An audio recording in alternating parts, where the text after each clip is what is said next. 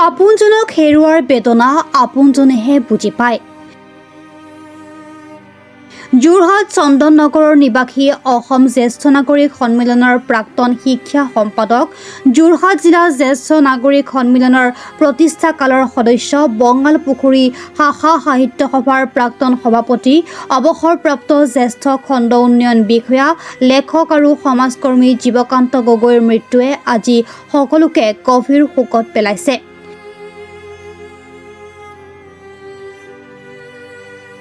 যদিও মৃত্যুৱে সকলোৰে জীৱনত নিশ্চিত এক সত্যক লৈ আহে, তথাপিও তেওঁৰ বিদায়ে তেওঁৰ ঘনিষ্ঠসকলৰ মনত অপূৰ্ণ এক শূন্যতাৰ সৃষ্টি কৰিছে।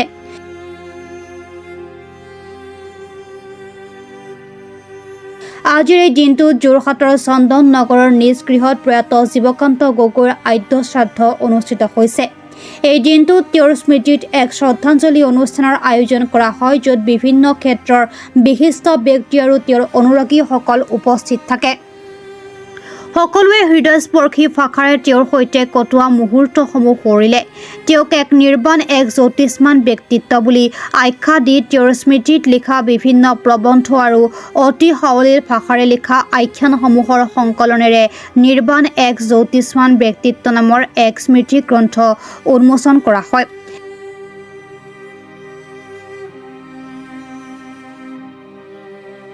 স্মৃতি গ্ৰন্থখনি উন্মোচন কৰে যোৰহাট জিলা সাহিত্য সভাৰ প্ৰাক্তন সভাপতি ডক্টৰ ৰাতুল চন্দ্ৰ বৰাদেৱে। পুষ্পাঞ্জলি অৰ্পণ কৰে অৱসৰপ্ৰাপ্ত প্ৰধান শিক্ষক নাৰায়ণ ভূঞাদেৱে। মাত্ৰ 5 দিনৰ ভিতৰতে 92 পৃষ্ঠাৰ গ্ৰন্থখনিৰ ছপা কামৰ দায়িত্ব লয় শব্দ প্ৰকাশে।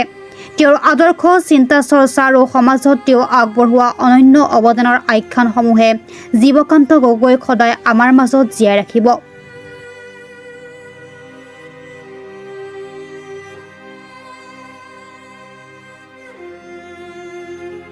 বৰ্ণিল ব্যক্তিত্বৰ, তেখেতৰ জীৱনৰ সৰু সুৰা আমোদজনক ঘটনা, তেখেতৰ জীৱনৰ সামাজিক কৰ্ম, তেখেতৰ সাহিত্য কৃতি, এই সকলোখিনি আলোকিত কৰি বিভিন্নজন লেখকৰ সুন্দৰ লেখনিৰে ইয়াক প্ৰস্তুত কৰি উলিয়াইছে।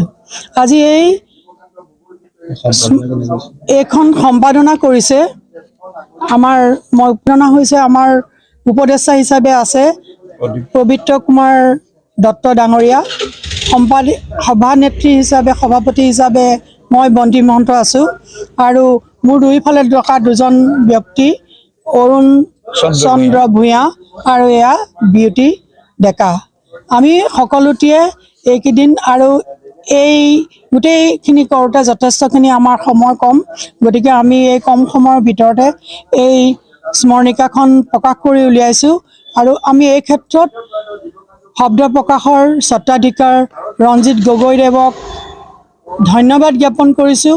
তেখেতে বহুত কষ্টেৰে এইখন আমাৰ হাতত তুলি দিলে, আৰু ইয়াৰ উপৰি তেখেতৰ পুত্ৰ যুগল কিশোৰ গগৈ, তেখেতৰ বহুত কষ্ট আৰু আগ্ৰহ, সেই আগ্ৰহৰ ফলশ্ৰুতিতে আজি আচলতে আমি এই স্মৰণিকাখন সময়মতে প্ৰকাশ কৰি ল'ব পাৰিলোঁ। গতিকে কৰাৰ আগতে আমি এগৰাকী ভক্তি প্ৰদীপেৰে প্ৰয়াতজনলৈ আমাৰ শ্ৰদ্ধা নিবেদন কৰিলে আমাৰ চন্দননগৰ নামঘৰ সমিতিৰ প্ৰাক্তন সভাপতি, চন্দননগৰ জ্যেষ্ঠ নাগৰিক সন্থাৰ প্ৰাক্তন সভাপতি, বিশিষ্ট ব্যক্তি ডম্বৰুধৰ বৰুৱাদেৱে। ইয়াত পুষ্পাঞ্জলি অৰ্পণ কৰিলে আমাৰ বঙালপুখুৰী শাখা সাহিত্য সভাৰ উপদেষ্টা আৰু বঙালপুখুৰী সোণালী জয়ন্তী উদযাপন সমিতিৰ সাহিত্য সভাৰ উদযাপন সমিতিৰ কাৰ্যকৰী দেৱে। গতিকে অনুষ্ঠানটি সুন্দৰভাৱে পৰিচালনা কৰাৰ কাৰণে আৰু সুন্দৰভাৱে সমাপন হোৱাৰ কাৰণে মই সকলোটি গুণমুগ্ধলৈ এই আপাহতে ধন্যবাদ জ্ঞাপন কৰিলোঁ। আৰু আমাৰ নিউজ নাওৰ পৰা যি সাংবাদিকে আহি আমাক এইখিনি ক্ষেত্ৰত সহায়তা আগবঢ়ালে, তেখেতসকললৈ মই ধন্যবাদ জ্ঞাপন কৰিলোঁ। যোৰহাটৰ পৰা বিকি নিয়োগৰ ৰিপৰ্ট, প্ৰাত টাইম ডিজিটেল।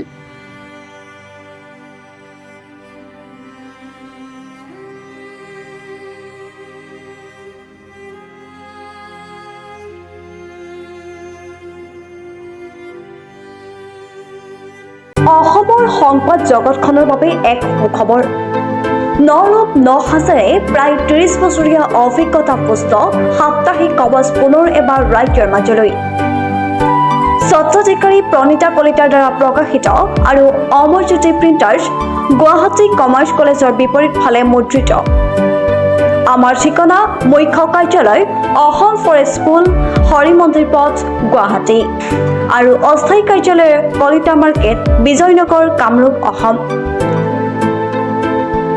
মোবাইল নং 9435114666 আৰু 7002472813।